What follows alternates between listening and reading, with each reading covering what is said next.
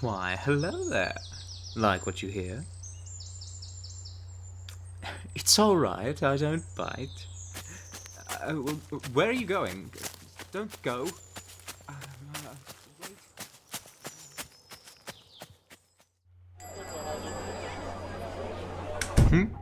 Oh, I'm just looking at the moment. I'm hoping to commission a bouquet.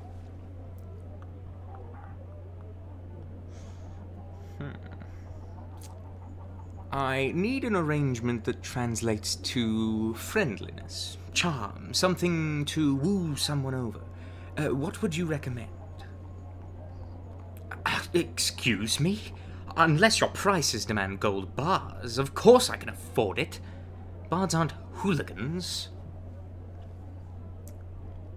But that means you recognize me. Oh, come on, it's not hard to notice a character as charming as myself. Perhaps that's why you seem so familiar to me. No, I'm sure of it. Well, obviously that means I've seen you at the tavern.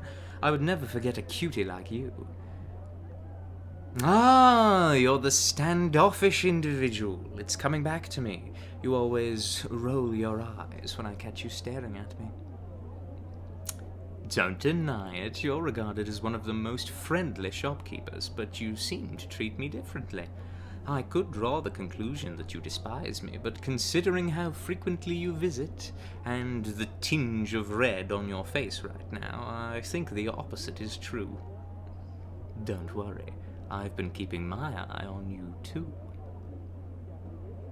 No need to drive me away. I am a paying customer, after all. How organized. You have a book full of all your flower choices.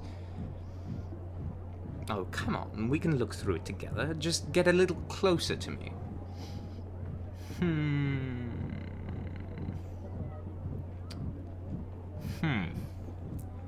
I don't see what I'm looking for. It looks something like, this. You dropped it when you ran off. I was worried I wouldn't find out who was eavesdropping on me, but once I saw this particular flower, I knew it was you. Your shop is the only one that sells these, the rarest type in the land. Is it true that your profits mostly come from selling these? Well, that makes sense. They are beautiful. It's like they radiate this confident, bright aura. But they also thrive in frigid environments, don't they? Hot and cold, kind of like you, huh? Is relaxing in the forest so wrong? I usually take a stroll to get some inspiration, but I admit I had an ulterior motive this morning. No. I would never try to steal your secrets. I usually see you walk out the gates during that time of day, and I was hoping to run into you. But it seems I only scared you off. I thought you got all flustered because it was me, but now I realize how you probably want to keep your secrets from the public. You've been doing a great job, by the way. No one knows how you managed to find these. Really? I thought they were impossible to domesticate. You must be really good at what you do. But I went out to that specific part of the forest to finally talk to you. I suppose it would be silly to give the bouquet back to a florist you commissioned. But you can have this back. Really? Well, thank you. I will treasure it forever. I knew you liked my performance. Say, why don't you come to the tavern tonight? I got some great inspiration from our encounter. Wonderful. I'll see you there.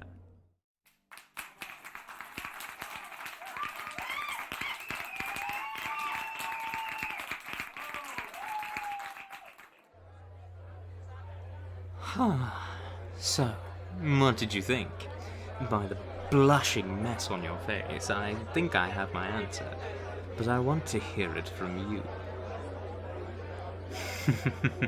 I'm glad you liked it. I don't typically write sappy love songs, and I've never had anyone to write them about, until I met you. Of course, I wanted to properly talk to you first before performing something like this. Partially because I'm a little embarrassed, but I wanted to make sure you knew it was dedicated to you. No one else knows who I was referring to, so it's a secret between the two of us. Of course, I think all of those things about you. I'll repeat it as many times as you need to hear it. I think you're brilliant and sincere and intelligent and... Alright, I'll stop. But I'm glad I don't have to remain as your secret admirer. I've had to refrain from my feelings gushing out all at once. Don't you want to stay for a drink? It's pretty late. I don't think we should wander off. Oh, I see. Is this your way of asking me out? Well, to that I happily oblige. No, of course I don't want to get lost. I've nothing against holding your hand. I just didn't think you'd be so straightforward. All right, I'm coming. We're a good distance from the gates. Don't you think we should stop? I know I'm good, but I doubt any bard could charm an angry bear if need be. Okay, now you're really asking for trouble. I admire you for being so daring, but going inside a dark cave is a little much, don't you think? No, don't pull away the vines. What if something's in there? Fine, if you say so. These are the flowers. Your flowers. This is where you grow them? But how could you fill such a vast cave with these? This is genius. It's cold, but with the giant hole in the ceiling, you're able to get some sunlight. There's even a little irrigation system, a small creek between each of the flowers. Did you do this all by yourself? That's amazing. You're truly something. I promise not to tell a soul. I understand why you kept this a secret. You wouldn't want to decrease the price of these, especially since they are your pride and joy. Well, sure, I'm tired, but I don't want to ruin your work by sitting on it. Are you sure? All right.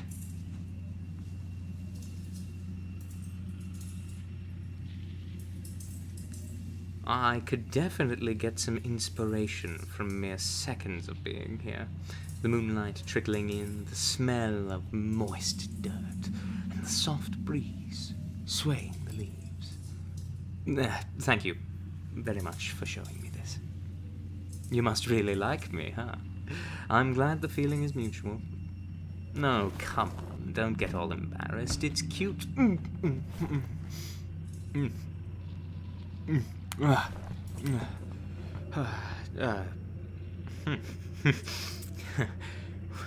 Finally. Believe me, I've been wanting this for a while. You really are filled with surprises, aren't you?